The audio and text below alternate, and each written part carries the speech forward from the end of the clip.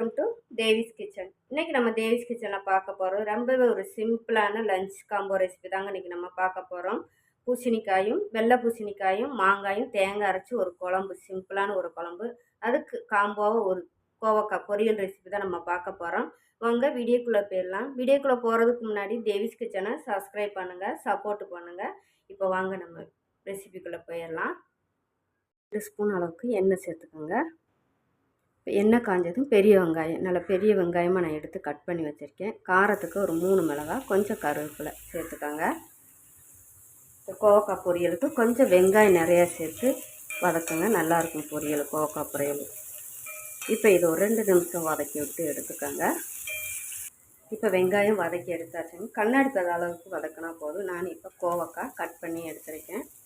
நல்லா கோவக்காயை கொஞ்சம் அழுக்கு இருக்கணும். ஒரு அரை மணி நேரம் தண்ணியில் போட்டு ஊற போட்டு நல்லா தேய்ச்சி கழுவிட்டு இந்த மாதிரி எடுத்துக்கணும். கட் பண்ணி தேவையான அளவுக்கு உப்பு சேர்த்து வதக்கிட்டுங்க.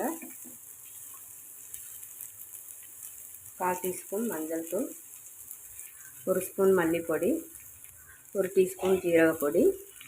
இது இப்போ நல்லா காயிலெலாம் உப்பு எல்லாம் பிடிக்கட்டும். நல்லா கலந்து விட்டுக்கோங்க.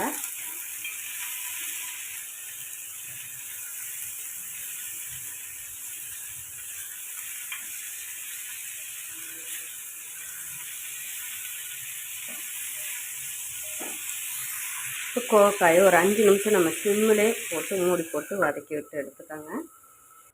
இப்போ நம்ம 5 நிமிஷம் நம்ம சிம்மிலே போட்டு வதக்கி விட்டுருக்கோங்க. இப்போ இடையில நம்ம கிண்டி கொடுத்துக்கணுங்க.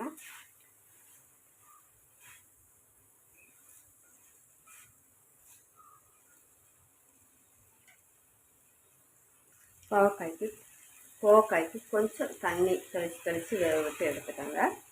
இது வேகட்டும். இப்போ நம்மளுடைய அருமையான கோவக்காய் பொரியல் ரெடி ஆகிடுச்சுங்க. இந்த கோவக்காவுக்கு நமக்கு நான் சொன்ன மாதிரி வெங்காயம் நல்லா நிறையா போட்டு வதக்கணுங்களாக்கும் கோவக்காய் பொரியல் சாப்பிட்றதுக்கு டேஸ்ட்டாக அருமையாக இருக்குங்க.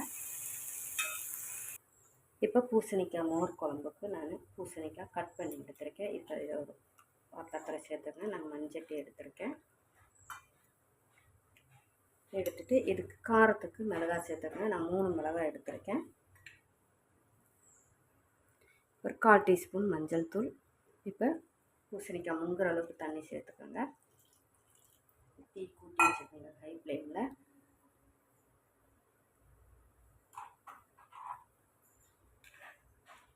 கொடுத்துட்டு இப்போ நல்லா கொதிக்கட்டும். இது நல்லா இப்போ ஃபஸ்ட்டு வேகட்டுங்க. அடுத்து நம்ம வேறு ஒரு பொருள் சேர்க்கணும், வேகட்டும். இப்போ பூசணிக்காய் குழம்புக்கு நம்ம தேங்காய் அரைச்சி எடுத்துக்கலாங்க. அதுக்கு நான் தேவையான அளவுக்கு தேங்காய் நான் எடுத்துருக்கேன். நீங்கள் எவ்வளோ வைக்கிறீங்களோ குழம்பு அதுக்கு தக்கன நீங்கள் எடுத்துக்கோங்க. இப்போ இதை நம்ம அப்படியே சேர்த்துக்கலாம். 2 கருவேப்பிலை, ஒரு 3 சின்ன வெங்காயம், ஒரு 10 ஜீரகம், சிறிய சீரகம். இப்போ ஒரு மிக்ஸி ஜாரில் சேர்த்துக்கோங்க. தேவையான அளவுக்கு தண்ணி சேர்த்து நல்லா ஃபைன் பேஸ்ட்டாக நல்லா நைஸாக அரைச்சி எடுத்துக்கோங்க.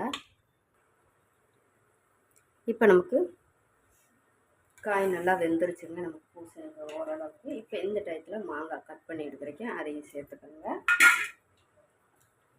சேர்த்துட்டு உப்பு சேர்த்துக்கோங்க. கொஞ்சம் 2 நிமிஷம் கொதிக்கட்டும். ஏன்னா நம்ம முதல்ல மாங்காய் சேர்த்த மாக்கும் பூசணிக்காய் வேகாது, அதனால் கொஞ்சம் வெந்த பின்னாடி மாங்காய் சேர்த்துக்கோங்க. இது கொதிக்கட்டும் 2 நிமிஷம்.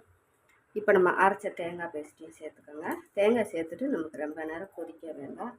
ஜஸ்ட் ஒன்று அப்படியே கொதி வரந்தால் போதும். இப்போ இந்த டயத்தில் 2வது உப்பு காணலைன்னா நீங்கள் சேர்த்துக்கோங்க. இப்போ தேங்காய் எல்லாம் அரைச்சி ஊற்றினால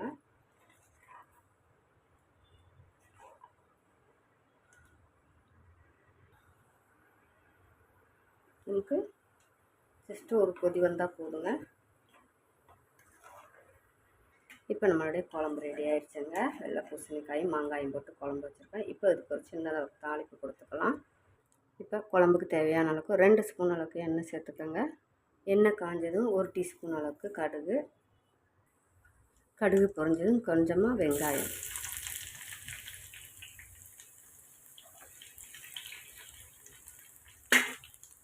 ஒரு வத்தல் கிள்ளி எடுத்துருக்கேன், அதையும் சேர்த்துக்கோங்க. இப்போ அருமையான வெள்ளை பூசணிக்காய் மாங்காய் குழம்பு ரெடி ஆகிடுச்சுங்க. இந்த தாளிப்பையும் சேர்த்துக்கோங்க.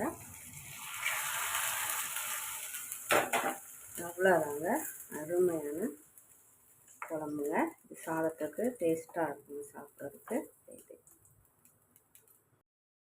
இன்றைக்கி நம்ம தேவிஸ் கிச்சனில் ரொம்பவே ஒரு சிம்பிளான லஞ்ச் காம்போ ரெசிபி தாங்க நம்ம பார்த்துருக்கோம்.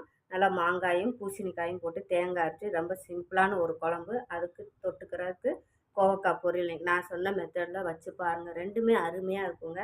இந்த மாதிரி ரெசிபிஸ்லாம் வேணுன்னா கமெண்டில் கேளுங்க, நான் கொடுக்குறேன். நிறையா ரெசிபிஸ் போட்டிருக்கேன் பாருங்கள், யூஸ்ஃபுல்லாக இருக்குங்க. சேனலை சப்ஸ்கிரைப் பண்ணுங்கள், சப்போர்ட் பண்ணுங்கள். தேங்க்யூ.